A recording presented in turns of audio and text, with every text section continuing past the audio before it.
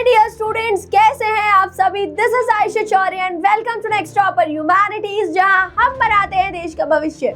और मैं आपकी हिस्ट्री टीचर आप सभी का एक बार फिर स्वागत करती हूं आज की हमारी इस वीडियो में, जहां पर मैं आपको बताने वाली हूं कि what are the best ways to start class 12th history. तो भाई अगर क्लास 12th हिस्ट्री की बात करी जाए तो एकदम से सीबीएसई ने तुम्हारे वक्त बदल दिए, हालात बदल दिए, जज्बात बदल दिए, है ना।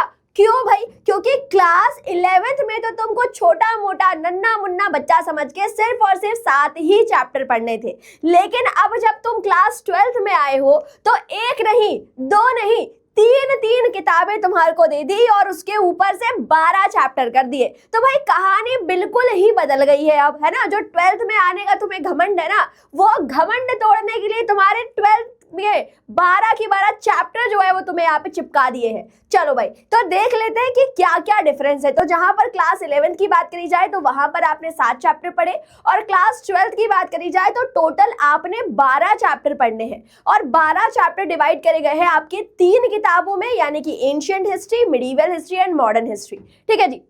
तो इस तरीके से themes in Indian history part 1, part 2, part 3 में पूरा की पूरा सिलेबस जो है वो आपका डिवाइडेड है। और हर बुक जो है वो आपका इक्वल वेटेज कैरी कर रही है, यानी कि हर एक किताब के ऊपर टोटल आपके 25 मार्क्स जो है वो होने वाले हैं।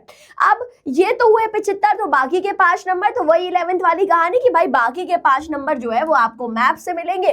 टोटल हो गए 80, और जो 20 नंबर है वो मिलेंगे आपको प्रोजेक्ट वर्क और वाइवा के थ्रू। ठीक है जी। तो ऐसे टोटल हो गए आपके 100 मार्क्स। तो भाई अगर 100 आउट ऑफ 100 लेकर आने हैं तो उसके लिए स्ट्रैटेजी भी तो बिल्कुल पक्की वाली होनी चाहिए ना। कुछ ऐसे टिप्स दे दो मैम जो आज से ही हम उसको फॉलो करना शुरू कर दें, और लास्ट तक जब अप्रैल में, मार्च में हमारा एग्जाम हो तो बिल्कुल फट्टे चक दे, 80 आउट ऑफ 80, 100 आउट ऑफ 100 ही हम लेकर आए।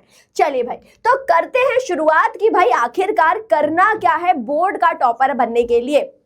सबसे पहले आपको ध्यान रखना है बेटा कि अभी तक जो आप कंप्लीटली डिपेंड कर रहे थे रिफ्रेशर्स के ऊपर वो छोड़ दीजिए। जो आपको स्कूल से थोड़ा बहुत इंपॉर्टेंट पता चल जाता था वो छोड़ दीजिए, क्योंकि अब जो है वो सीबीएसई के हाथ में पूरा गेम होने वाला है।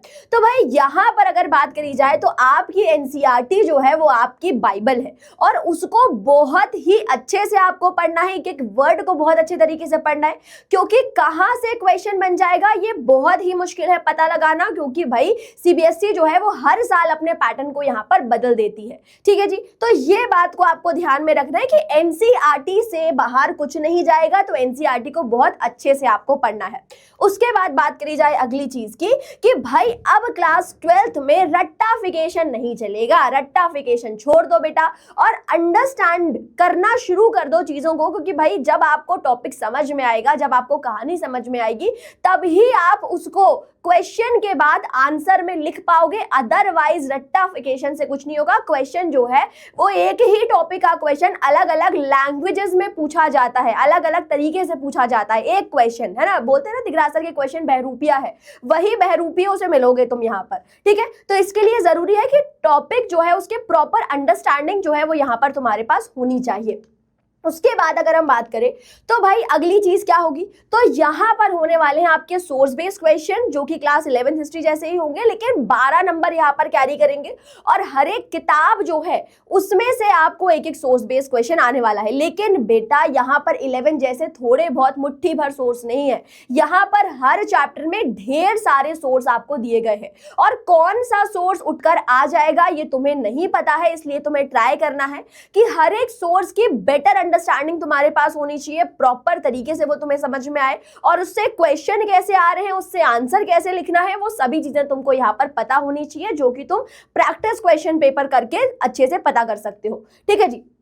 उसके बाद सबसे जरूरी चीज जो तुमने 11th में सोची तो थी लेकिन धीरे धीरे छोड़ दी, क्या छोड़ दिया भैया? Answer writing practice. क्योंकि अगर 11th में तुमने आंसर राइटिंग प्रैक्टिस नहीं करी और 12th में भी नहीं करने का सोच रहे हो तो बिल्कुल ये गलती मत कर देना। 12th में तो भैया बहुत बुरी हालत हो जाएगी तुम्हारी। इसलिए क्या कर रहे हैं कि आज से ही एक एक क्वेश्चन जो है वो हर दिन हम आपको बैच में देते हैं, तो वहां पर आपको हमारे साथ रहना है। हर एक दिन जो क्वेश्चन आपको मिलता है उस क्वेश्चन की आंसर राइटिंग करो। हर दिन जब आप आंसर राइटिंग प्रैक्टिस करोगे तो लास्ट का वो जो डर तुम्हें लगेगा ना बोर्ड के समय पर, वो बिल्कुल खत्म हो जाएगा, क्योंकि आपकी तैयारी जो है वो एक तरीके से कंसिस्टेंट है। ठीक है जी। उसके बाद भाई मैप वर्क, क्योंकि इतनी बड़ी किताब है, इतने अलग अलग तरीके से आपको पढ़ना है, तो मैप वर्क बहुत इंपॉर्टेंट है। मैप से अलग अलग तरीके से क्वेश्चन पूछे जाते हैं, लोकेट भी करने को आता है, आइडेंटिफाई करने को भी आता है। ठीक है, तो अच्छे से आपको अपनी मैप प्रैक्टिस करनी है। और मैप से सिर्फ जो 5 नंबर है ना, सिर्फ वही मैप वर्क से नहीं होगा। उसके अलावा अगर आप देखोगे तो एमसीक्यू आपको मैप के ऊपर बन जाएगा, शॉर्ट आंसर क्वेश्चन आपको मैप के ऊपर बन जाएगा। तो बहुत सारी चीजें जो है वो मैप वर्क यहाँ पर कंसिस्ट कर रहा है, तो अच्छे से आपको मैप वर्क करना है। ठीक है जी। अब लास्ट में बात करें कि कंसिस्टेंस इज द की। आपको साल भर जो है वो ऐसी ही मेहनत करनी है, इस अपने एफर्ट्स को कहीं से कहीं तक आपको डाइल्यूट होने नहीं देना है बेटा। अगर आपकी तैयारी ऐसे जाकर ऐसी जा रही है तो ये कहानी नहीं चलेगी बेटा। 12th में कहानी जो है वो इस तरीके से, तैयारी जो है वो बिल्कुल स्ट्रेट लाइन के फॉर्मेट में जानी चाहिए और इवन हाई ही जानी चाहिए, नीचे नहीं आई। ठीक है, तो एफर्ट्स जो है वो बिल्कुल कम नहीं होने चाहिए। हर दिन आपको अपनी तैयारी करनी है, हर दिन आपको एक नई शुरुआत करनी है, और कुछ इस तरीके से इन सभी स्टेप्स को फॉलो करके आप जो है बहुत अच्छे नंबर ला सकते हैं।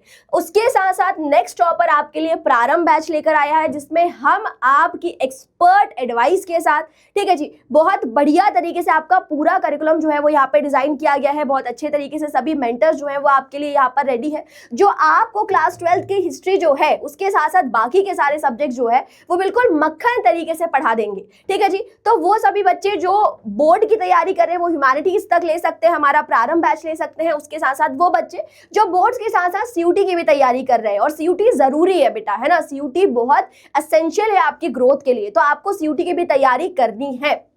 तो वो सभी बच्चे जो बोर्ड्स के साथ साथ सीयूटी की भी प्रिपरेशन करना चाहते हैं, साल भर करना चाहते हैं, ताकि लास्ट में उनके ऊपर बर्डन ना पड़े, उसके लिए हम आपके लिए प्रारंभ प्रो बैच लेकर आए हैं। तो इन दोनों में से बैच में आप एडमिशन ले सकते हैं, और वहां पर हम सभी टीचर्स जो हैं वो आपको बहुत अच्छे तरीके से पढ़ाने वाले हैं।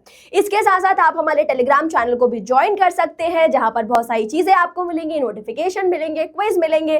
टिल देन पढ़ते रहिए, आगे बढ़ते रहिए। मिलते हैं आपसे अगले वीडियो में। Till then bye bye bye.